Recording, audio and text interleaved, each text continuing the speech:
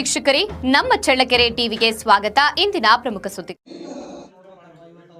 ಚಳ್ಳಕೆರೆ ತಾಲೂಕಿನ ತಳಕು ಹೋಬಳಿಯ ವಿವಿಧ ಗ್ರಾಮಗಳಲ್ಲಿ ಅನುಷ್ಠಾನಗೊಳ್ಳಲಿರುವ ಜೆಎಸ್ಡಬ್ಲ್ಯೂ ರೆವೆನ್ಯೂ ಎನರ್ಜಿ ಪ್ರೈವೇಟ್ ಲಿಮಿಟೆಡ್ನ ಸೋಲಾರ್ ಪಾರ್ಕ್ ಯೋಜನೆಗೆ ಸಂಬಂಧಿಸಿದ ಪ್ರಸರಣ ಮಾರ್ಗಗಳ ಮೊಗಸಾಲೆ ಹಾಗೂ ಗೋಪುರಗಳಿಗೆ ಬಳಸಲಾಗುವ ಜಾಗದ ನಷ್ಟ ಪರಿಹಾರದ ದರ ನಿಗದಿ ಸಭೆ ಶನಿವಾರ ತಾಲೂಕು ಕಚೇರಿ ಸಭಾಂಗಣದಲ್ಲಿ ನಡೆಯಿತು. ಸಭೆಯ ಅಧ್ಯಕ್ಷತೆ ವಹಿಸಿದ್ದ ಚಿತ್ರದುರ್ಗ ಉಪವಿಭಾಗಾಧಿಕಾರಿ ಹಾಗೂ ಭೂಸ್ವಾಧೀನಾಧಿಕಾರಿ ಕಾಂತರಾಜ್ ಮಾತನಾಡಿ, ರೈತರಿಗೆ ಯಾವುದೇ ರೀತಿಯ ಅನ್ಯಾಯವಾಗದಂತೆ ಮಾರುಕಟ್ಟೆ ದರಕ್ಕೆ ಅನುಗುಣವಾಗಿ ನ್ಯಾಯಸಮ್ಮತ ಪರಿಹಾರ ನೀಡಬೇಕು. ಅನಗತ್ಯವಾಗಿ ರೈತರನ್ನ ಕಚೇರಿಗಳು ಹಾಗೂ ನ್ಯಾಯಾಲಯಗಳಿಗೆ ಅಲೆದಾಡಿಸುವ ಪರಿಸ್ಥಿತಿ ನಿರ್ಮಾಣವಾಗಬಾರದು ಎಂದು ಸೋಲಾರ್ ಪಾರ್ಕ್ ಇಂಜಿನಿಯರ್ಗಳು ಮತ್ತು ಗುತ್ತಿಗೆದಾರರಿಗೆ ಸೂಚಿಸಿದ್ದಾರೆ.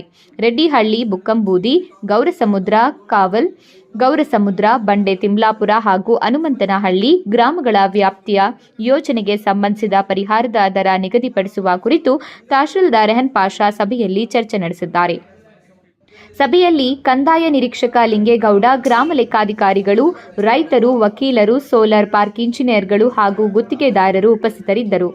ಸಭೆಯಲ್ಲಿ ಕೈಗೊಳ್ಳಲಾದ ನಿರ್ಧಾರಗಳ ಆಧಾರದ ಮೇಲೆ ಪರಿಹಾರದ ದರ ಅಂತಿಮಗೊಳಿಸುವ ಪ್ರಕ್ರಿಯೆ ಮುಂದುವರೆಯಲಿದೆ.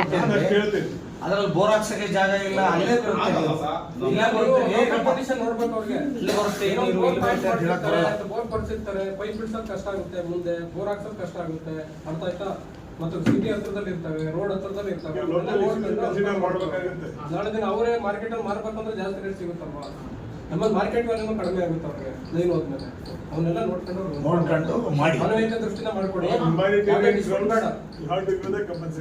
He is giving a more compensation somebody, giving less to me, like that he is alienating. No sir, standard once you fix up the pricing and based on that only we will standardize it and then give it to everyone. No, what the partial park ಅನ್ನು ಸ್ಥಾಪಿಸೋದಕ್ಕೆ ಒಂದು proposal ಇದೆ.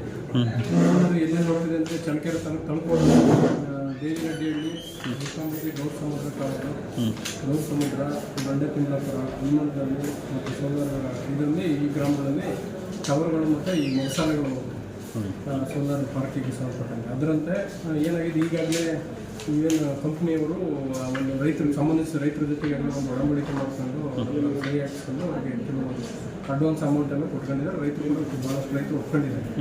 ಆದರೆ ನಾವು ನಿಯಮಾನುಸಾರ ಏನು ಸುತ್ತೋಲೆ ಪ್ರಕಾರ ಏನು ಇಂಧನ ಇಲಾಖೆ ಸರ್ಕಾರಿ ಆದೇಶ ಸಂಖ್ಯೆ ಎನರ್ಜಿ 376 2022 ಬೆಂಗಳೂರು ಜಿಲ್ಲೆಗೆ 28/2024 ಸುತ್ತೋಲಾಗಿದೆ. ಅದರಂತೆ ಆ ಪ್ರೊಸೀಜರ್ ಪ್ರಕಾರ ನಾವು ನಮ್ಮ ಅಧ್ಯಕ್ಷತೆಯಲ್ಲಿ ಒಂದು ಮೀಟಿಂಗನ್ನು ಮಾಡಿ ರೈತರನ್ನ ಮನೆ ಜಿಲ್ಲಾಧಿಕಾರಿಗಳ ಸೂಚನೆಯಂತೆ ಮೀಟಿಂಗನ್ನು ಮಾಡಿ ರೈತರಿಗೆ ಯಾವ ರೀತಿ ನಾವು ಪರಿಹಾರವನ್ನು ಫಿಕ್ಸ್ ಮಾಡ್ತೀವಿ ಮತ್ತು ಇದರ ಲ್ಯಾಂಡ್ ಅಕ್ವಿಷನ್ ಅದು ಏನು ಅನ್ನೋದ್ರ ಬಗ್ಗೆ ಅವ್ರಿಗೆ ಮಾಹಿತಿ ಕೊಡಬೇಕಾಗಿತ್ತು. ಅದರಂತೆ ನಾವು ವಿವರಣೆಯಾಗಿ ಹೇಳಿದ್ದೀವಿ.